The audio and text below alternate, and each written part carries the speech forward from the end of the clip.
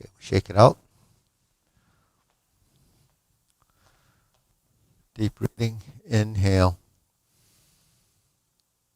Exhale. Inhale. Exhale. Inhale. Exhale. Okay, hands in your waist. Do a few shoulder rolls. Ready? 1, 2, 3, 4, 5, 6, 7, 8, 9, 10. 1, 2. Reverse. 1, 2, 3, 4, 5, 6, 7, 8, 9, 10. 1, 2. Okay, press, release, exhale, inhale.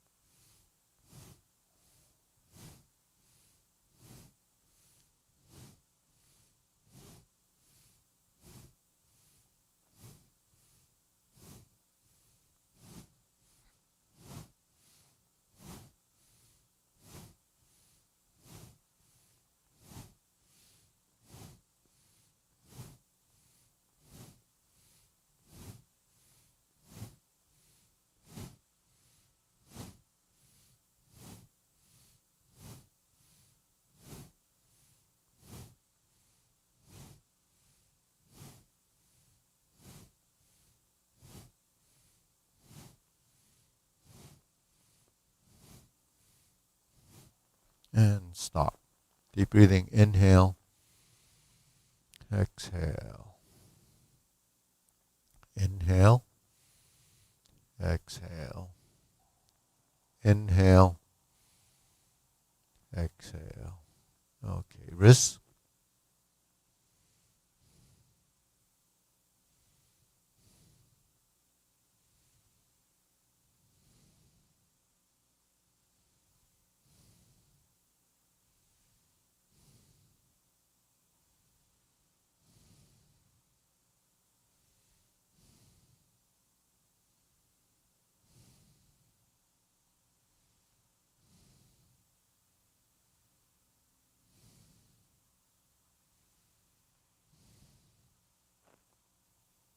Reverse.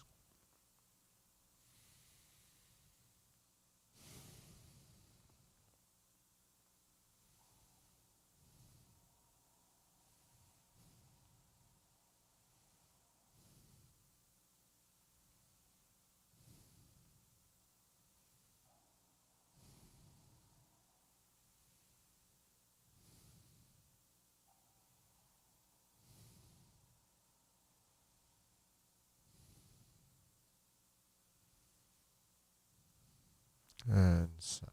Palms down. Bigger circle. 1, 2, 3. 1, 2, 3. 1, 2, 3. 1, 2, 3. 1, 2, 3. 1, 2, 3. 1, 2, 3. 1, 2, 3. 1, 2, 3. 1, 2, 3. 1, 2, 3. 1, 2, and stop. Okay, shake it out. Go side to sides. Just swinging, shifting.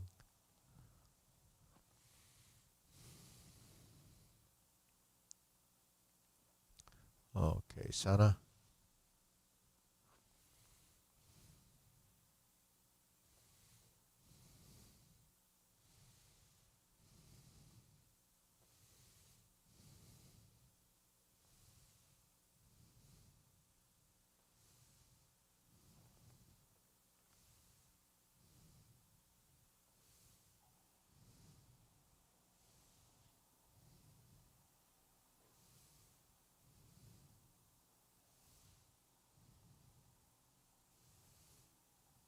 Okay, Sana, let's go insert needle a few times.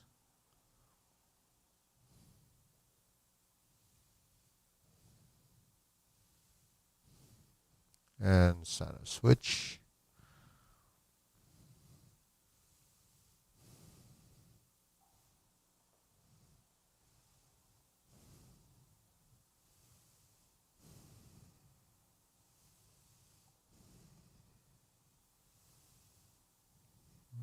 Okay, Sana, shake it out. Okay, let's leg swing.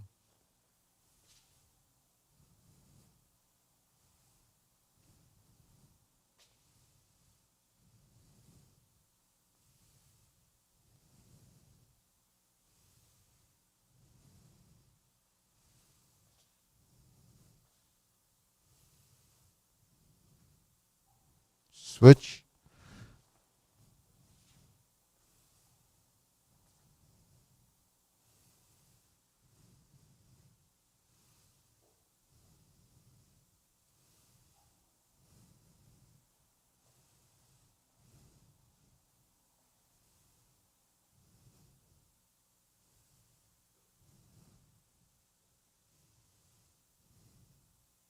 And Sana. Okay, side to sides.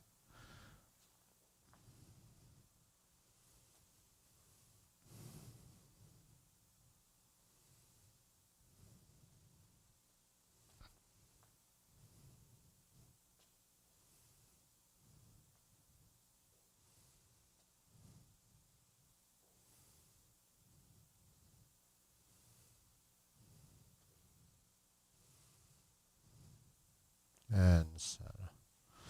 Okay, switch.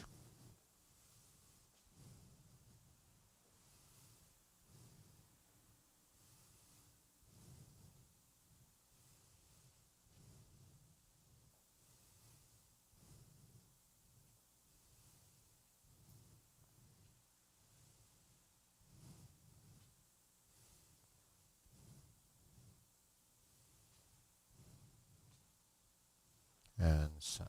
Okay, shake it out. Deep breathing. Inhale. Exhale. Inhale. Exhale. Inhale. Exhale. Okay. Silk grilling.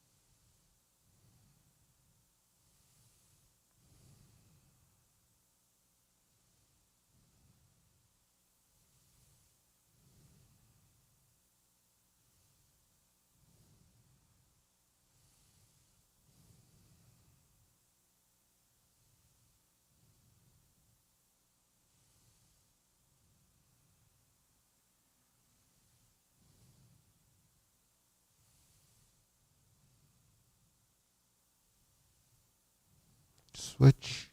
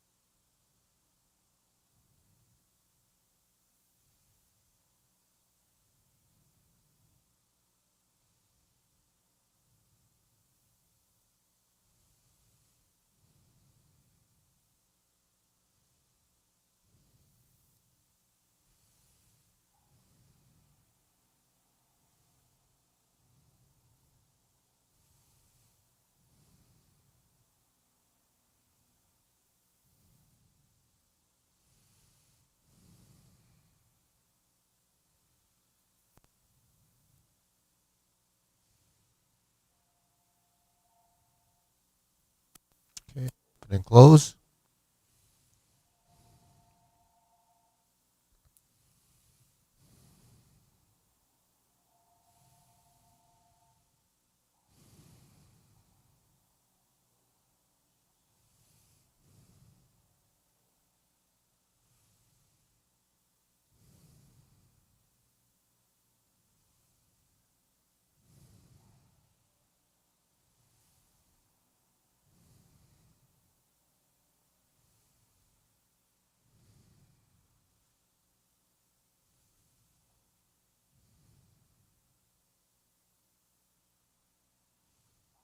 Switch.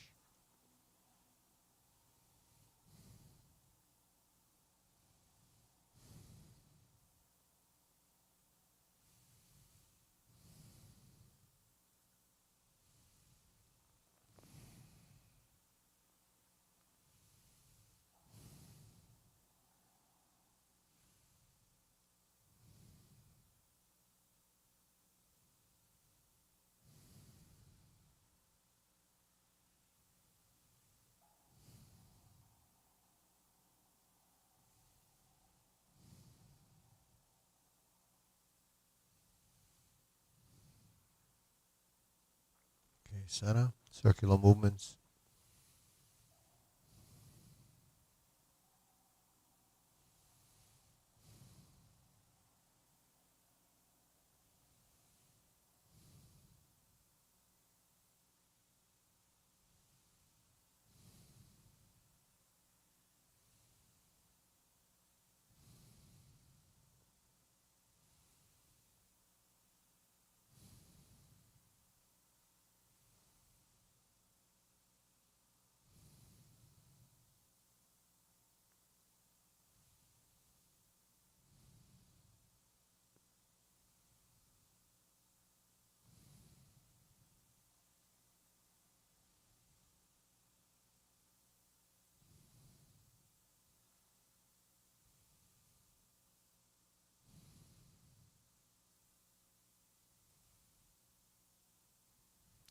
Okay, lower hoop.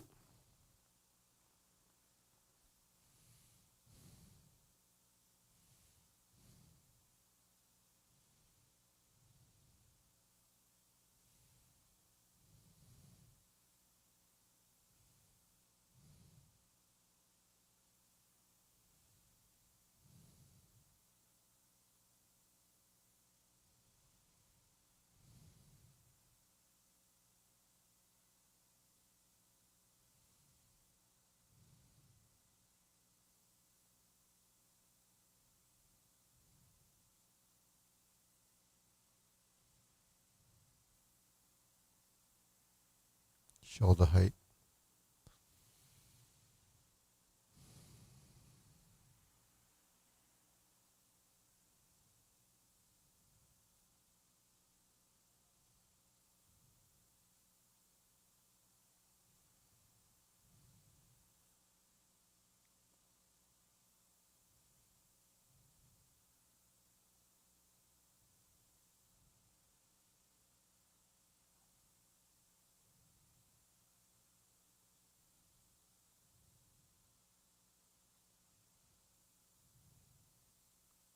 Elbows down.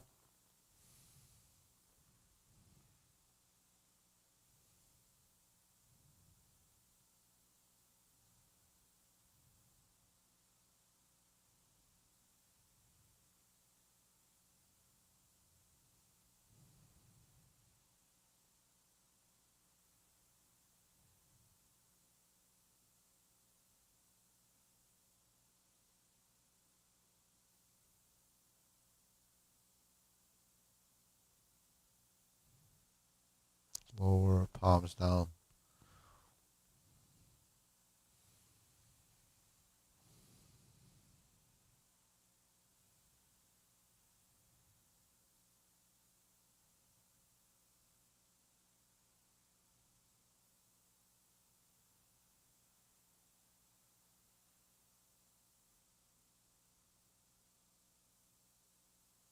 Extend.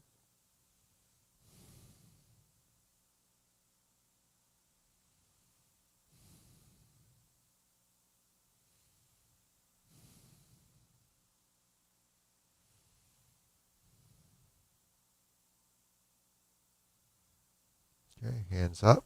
Deep breathing. Inhale. Exhale.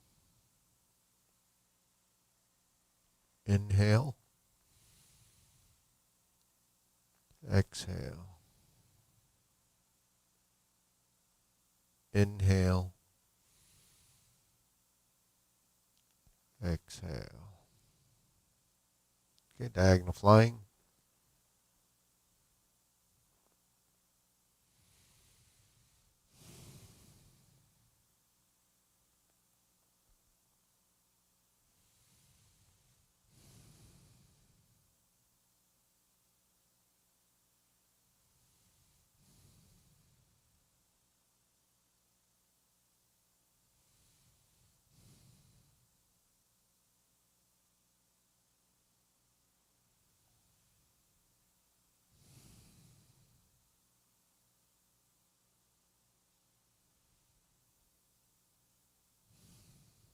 Switch.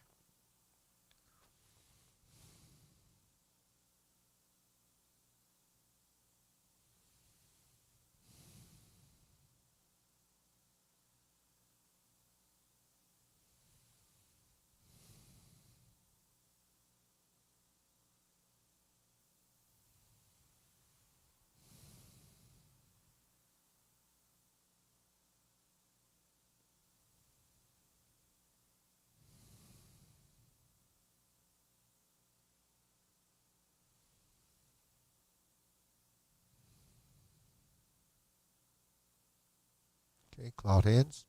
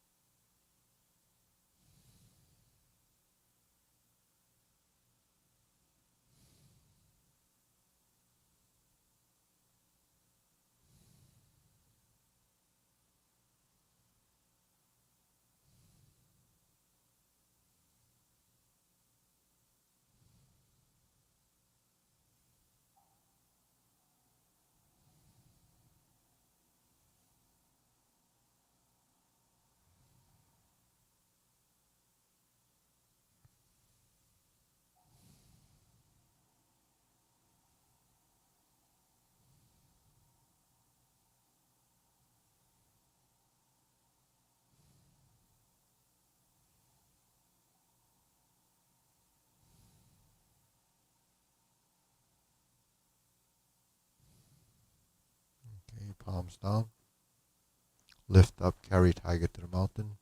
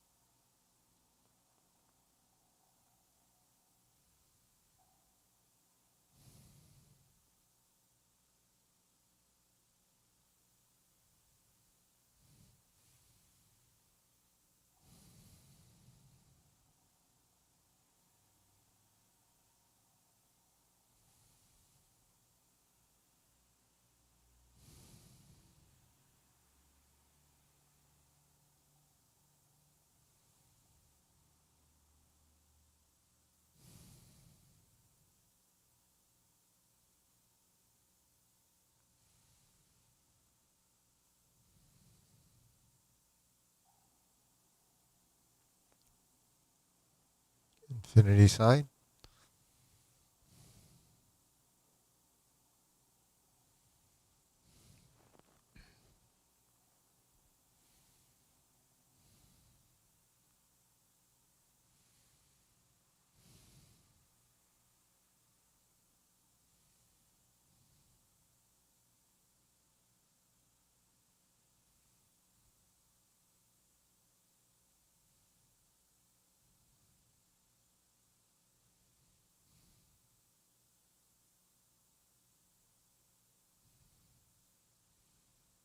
Form the fist.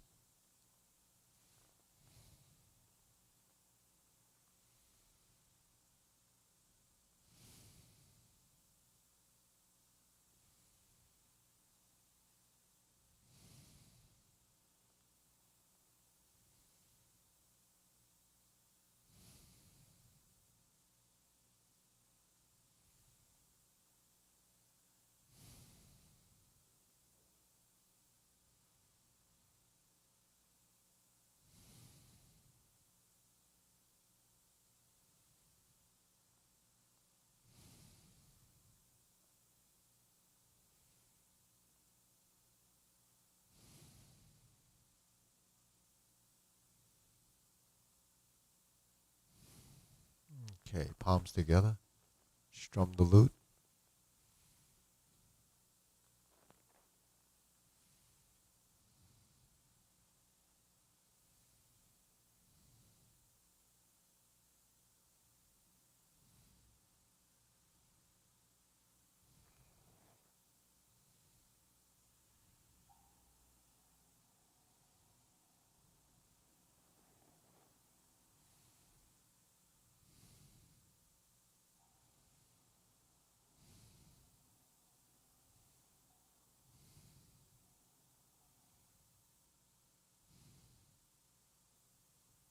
Okay, draw the bowl.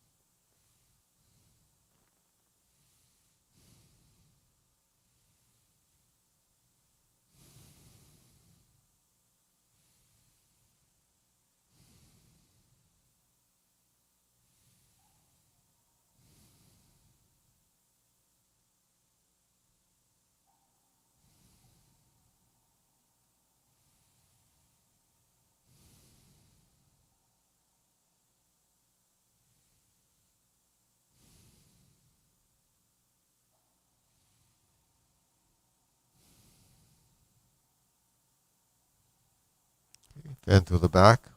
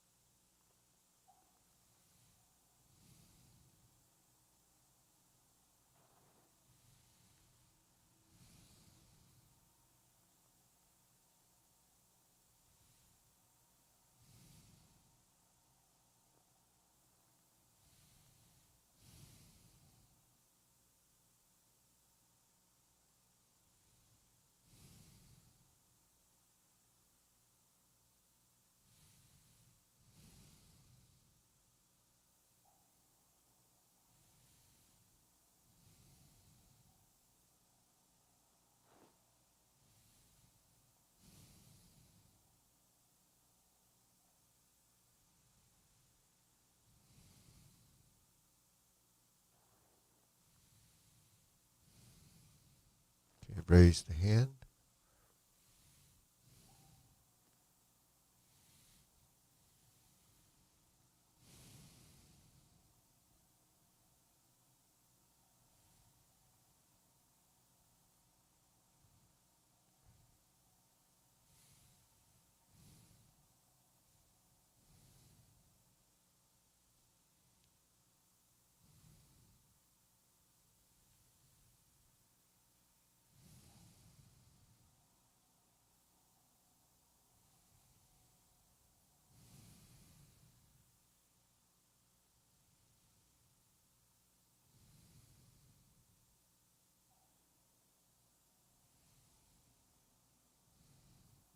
Okay, palms down.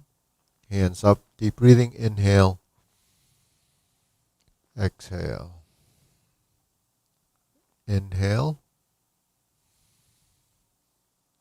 Exhale. Inhale. Exhale. Okay. So how's everybody feel? Go through the sequence. So Steve, coming to classes more regularly, huh? Okay. Yeah, we're gonna get some snow Friday as no Thursday night. Yeah.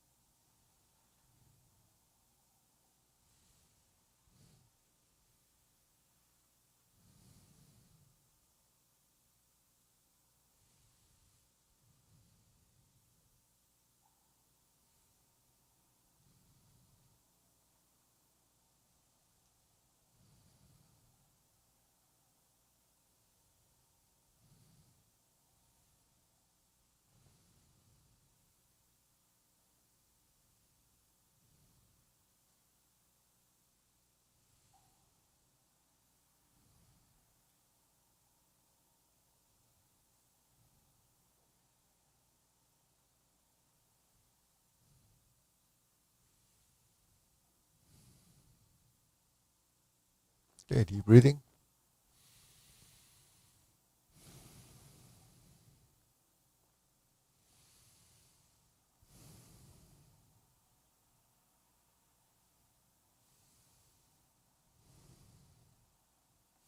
Okay. Everything good? Any questions? Anything? You just go into the long form. Um, see. Oh, the 360 pedal step. Yeah, yeah. So, yeah, we'll go through the long form, and then if we have any things that we can go over. Right. So, start off preparation.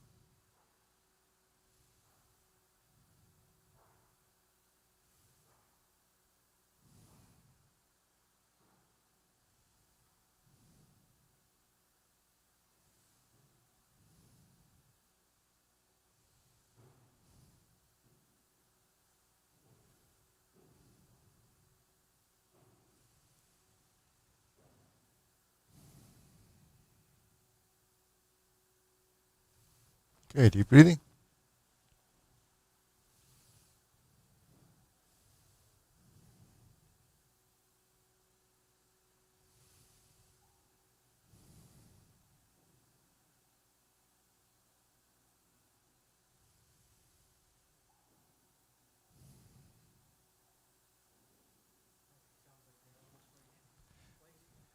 The the fencing school. There's a lot of stuff going on right now. There, next door, that they got approved, so the fencing school is going to be opening March 1st. So fencing students will be coming up, so it's going to be kind of congested over there. Uh, I think they're going to do a couple of days a week in the beginning, but their classes are from 4 to 8 on the weekdays. And then weekends they probably have something going on. So then it won't affect us in the morning, except for now they're just cleaning up, probably building their offices, out fixing stuff. And then I think they're gonna start building their solar panels up on the roof soon. Yeah. So we're here, and then I think they're taking out these heaters. I heard all this noise here.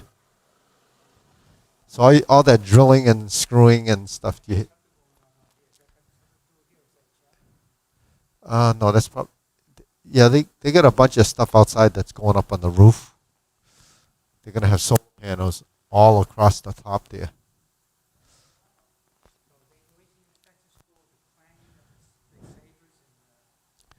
I don't think it's gonna be. I don't think that's the noisy part. I think the noisy part will be the hollow floors. They have floating floors, so you might get some bounce. So it's okay. We play drums, so what can we do? That would really. Anyway, so last time we worked on the pedaling step. So the pedaling step was that 360 movement where we cross over 1, 2, 3, and here. So when we cross 1, 2, 3, 4. So a lot has to do with controlling your center, and this is controlling your center. Shifting, shifting, and shifting. So, when we work our legs, you have to train your legs and teach your legs what it should be doing. When we do the hand movements, the tendency is to be able to copy the hands easier or more, um, closer anyways, because you can follow.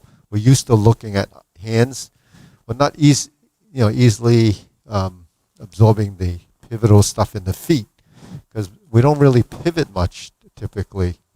Unless you were doing Tai ski, then you would be pivoting.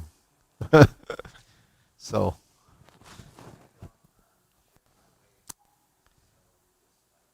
yeah, so why that happens is because the knees typically don't fold as much. People don't actually bend their knees unless they really have to. People don't even like to bend their knees to pick up something. They would rather try to go, oh, rather than go, oh, right?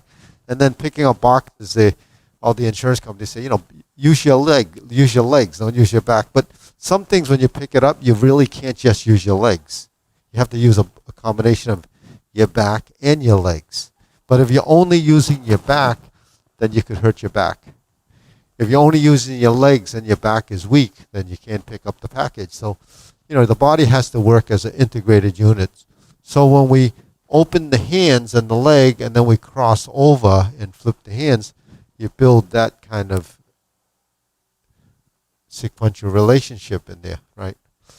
So it's not easy to track your legs and then let your hands kind of work with it. So it gets a little complicated because of the patterns and then the change in space. So all of that just once, yeah. Yeah. Yeah, first one is crossover, toe pivot, heel pivot, and then toe. Yeah. Yeah. So, like I talk about setting up your feet directionally, you know, makes it more comfortable and easier. So when you cross over and you turn, you just can't turn. It's a toe, but you actually have to open your hips at the same time. Because if you just did the toe, this one might be not enough, right? So when you cross over and you pivot, if you pivot and open the hip, that allows you to bring this foot to here. And then this one would come to here. You see?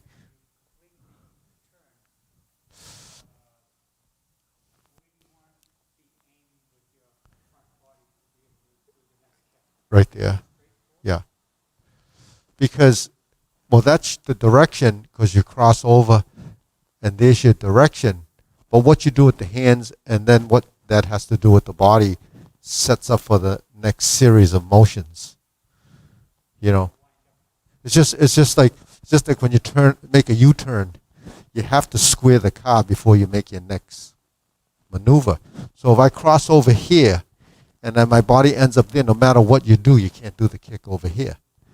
But if you get to here, then if you turn your body and then do this, then you can do the kick. It's not your feet, it's your hips.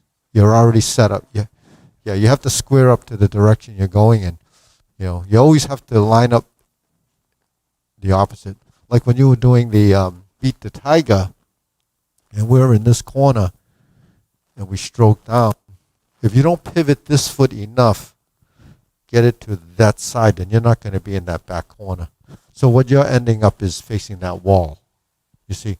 So this, if I turn, if I stroke down, I turn here, then I can open my leg to go to that back corner. So this foot has to be pivoting more. See, because after you cross behind and you end up here, and you're in the corner, you're here. Then when I stroke down, I have to turn this foot, so it's 90 degrees to the wall, and then there's a relative 45. Now you're in that corner. If your foot ends up partially here, then you're going to end up here, right? Then if I pivot this way, it takes me to this frontal position. Yeah, 180 degree turn. Yeah. Right. So then once you're here, you turn this foot and then you face the mirror. You lower the hands, you cross the wrists or forearms, and you do the heel kick. We do the 2 punches to the air. We cross the arms, sit back, flip it over, face that corner, open the hip, cross over, toe, and then see, when I do the toe, you see this is shifting here, and then the hips should be facing that corner, and then unwind it to here. Then you're here. Yeah.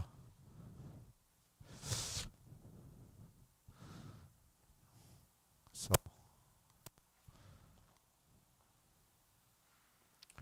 Yeah, so one of the things that happens while I'm watching, when you're crossing over, if you don't bend your knees, you don't have enough spread in the feet, because when you cross over, if you don't bend your knees are too close together.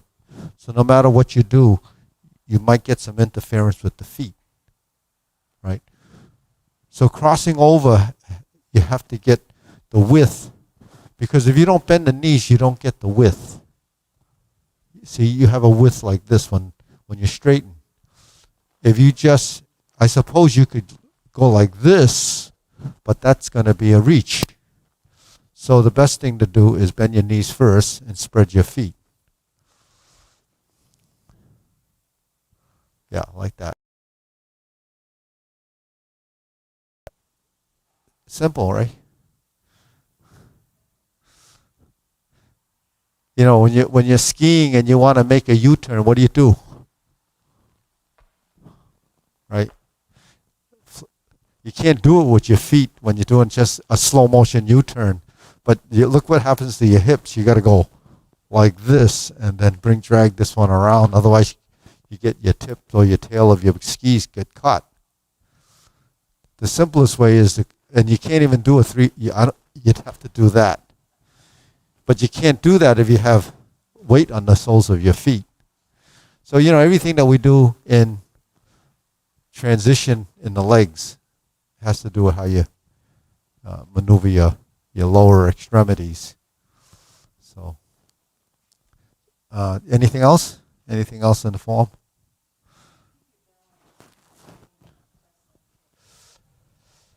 The same thing applies that because we're doing this, the spine turns to here, and then it turns off of the spine, the vertical spine, yeah. Because then if you tilt your spine, then it's going to make it wider, right? If you go like this, and then it becomes, really, you're actually collapsing into the position. Then when we talked about palm strikes face, if we're here,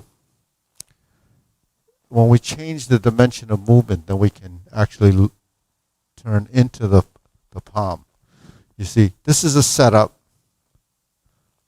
This is a transition. And then you turn, right? Turn and then come through your center. You come through your center.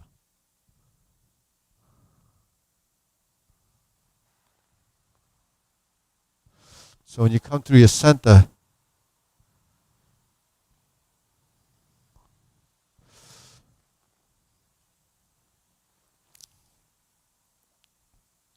yeah. So what has to happen? See, this is your torso, and I'm turning.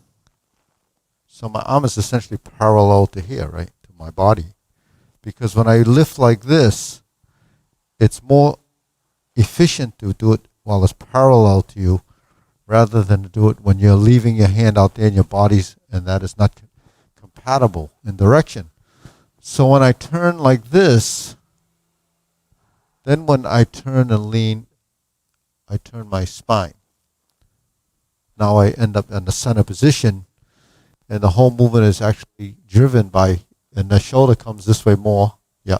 So what do you have to do with your elbow? So if you're doing that, okay. So if we watch, right, Steve, we'll criticize and critique his movement, all right. So okay, do that again. So when he's turning, okay, he turned too much. So he did a little bit of this. He came in. So that threw the parallelism to the torso too much, right? Okay, now you step forward a little bit and lean into it, and then he turned and the shoulder comes here, but his elbows went out. So it should come in. So it's here, and then the shoulder comes this way, and now you're in your center line. So in other words, you're here. 1, 2,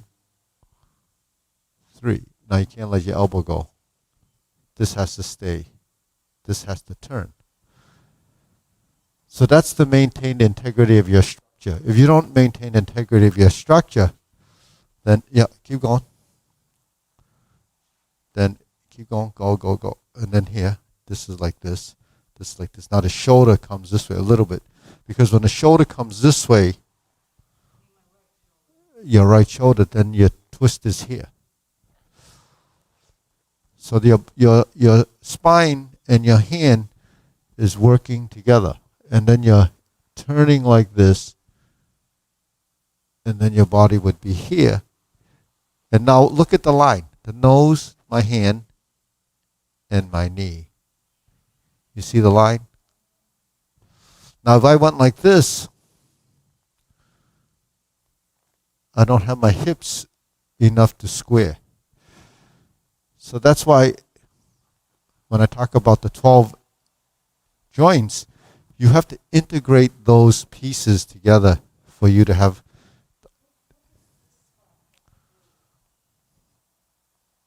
Because if you don't turn here, then your body didn't do this.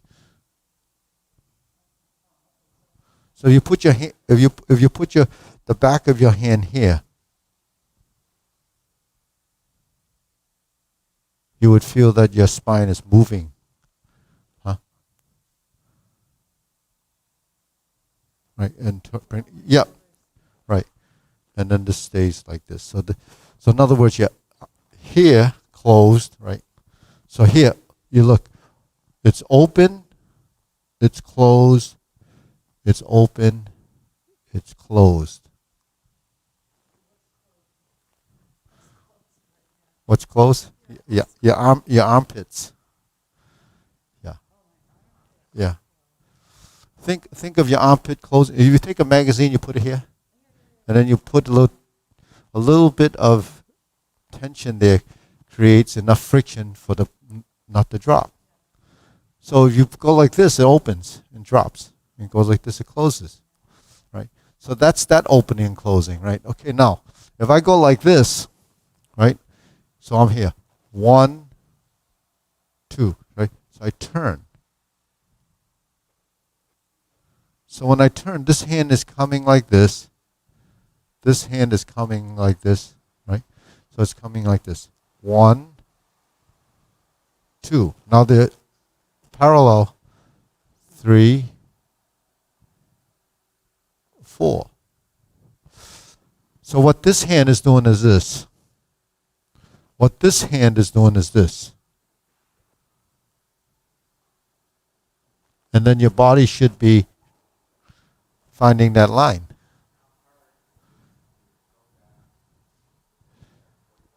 You go back to your torso is 45. Now, because I lean, my body is compensating for the right-left rotation. So every time you turn to the left, you turn to the right. Every time you turn to the right, you turn to the left. So if I'm going like this, 1, 2, 3, 4, 5, you not only have turn to the right, turn to the left, you have forward, backward, up, and down. So that's why it's so hard to track. Because every part of your body has to know whether it's right or left, forward or back, up and down. Every relationship in the legs has to know whether it's right or left, forward or back, or straightening or folding. So while I'm here,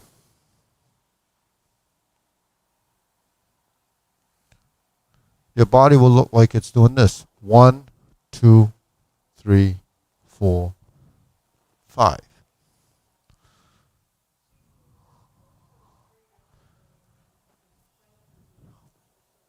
It's straight ahead. It's a little bit twisted because your back is twisted and you're looking for this knee.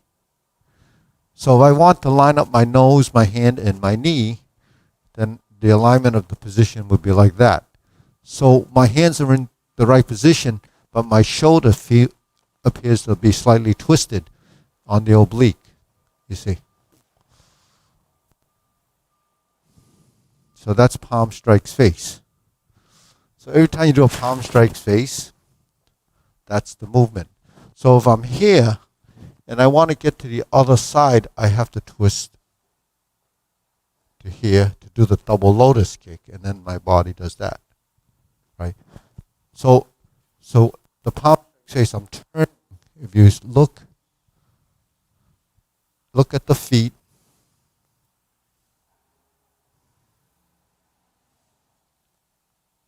Now I'm like this. Now that's a side position, not square, because I'm loading up to here to do this for the lotus kick. And then I'm here. And then it comes forward. So you see how important the torso is to the relative to the hands and legs. So when they talk about the wiring of the core and your torso to the adrenal gland or the adrenal medulla, whatever they call that, why it affects stress, will tell you if your body is immobile because it's rigid and stiff and tense, then it signals to your brain that you're in a stress condition. So what happens? You start to secrete adrenaline, and then you start to get, anxious or whatever. Then it affects everything that's involved with stress. So, that was interesting to me anyways, that, if you're going to tie movement to stress, when, a lot of, back in the day, all they thought was stress was all tied to this hierarchy in the brain, that intelligence is what really is controlling a lot of those things. And if you're totally ignorant about everything, you're not probably very stressed.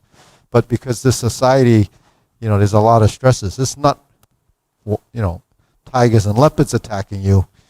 It's the bankers and the mortgage and pandemics and all that stuff stressing people out. So that's a different kind of stress, but it still creates the same kind of anxiety. But speaking of the pandemic and getting COVID and all that, I just saw a doctor. I listened to this oncologist saying that the most important thing is your vitamin D and zinc, and they talked about that when Trump was infected. But the vitamin D and the zinc, they've been talking about it for a long time. And this guy just said that if your vitamin D levels and zinc is up, and that's, vitamin D is tied to sunlight. You know that, right? So if you're in the certain hemispheres of the globe, certain people have less vitamin D, so you have to take supplements. And they're the ones that really are affected more. So he said if your vitamin D's up, it doesn't even, if you get the COVID, it's like you didn't get it. So that's kind of interesting. So this is like, just dietary type stuff.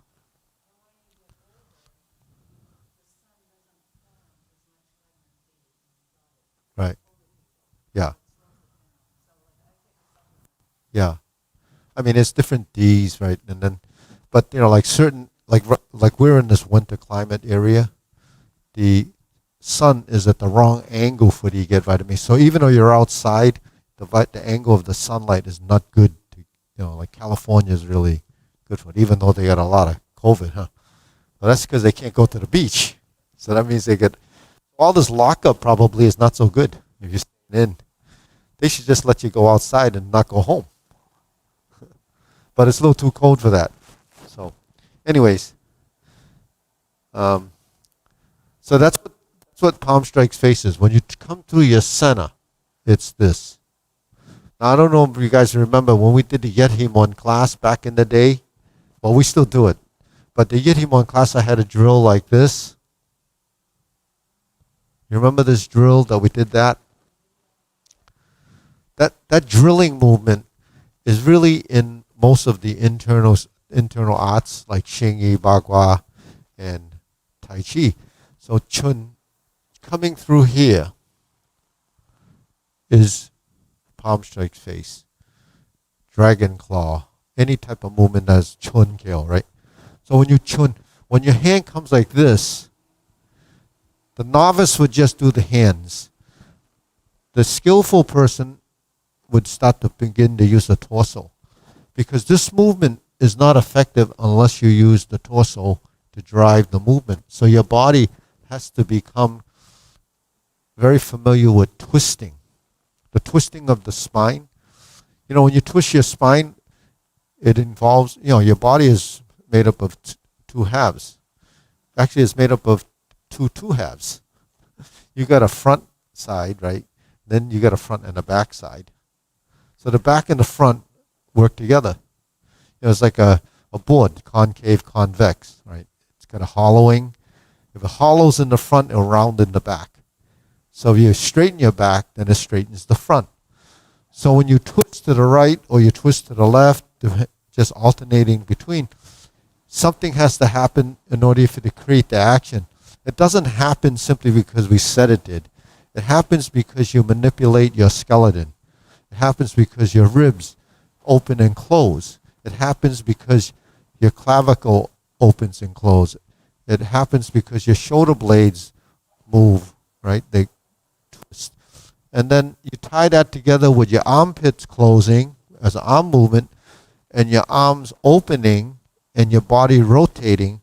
That's what your integration of body is. But because probably, well, you can tell here that there's very few people doing this.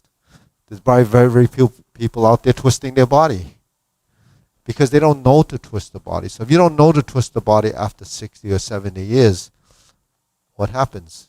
You lost the twist. No more chubby checker.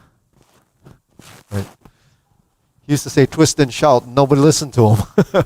Although he was a little chubby.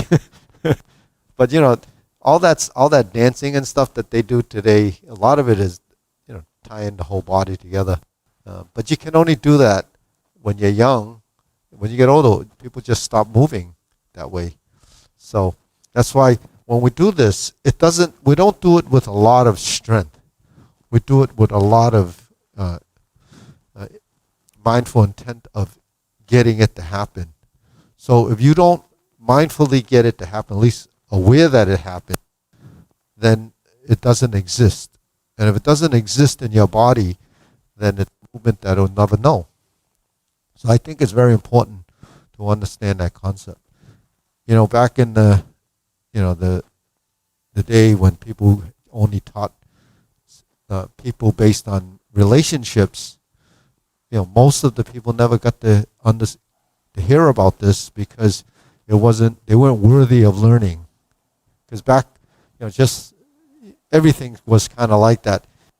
Worthy to be accepted to learn, So it was almost like being in a certain class or, so, it's just the way it is. But today, there's so few people doing it that you have to, I share it with everybody, Because even sharing it, my teacher used to say, I could give it to you and you wouldn't want it. So someone has to really have an interest to do this. So that's why it's, not very popular really doing this over a long period of time. Anyways, on that note, it's about time.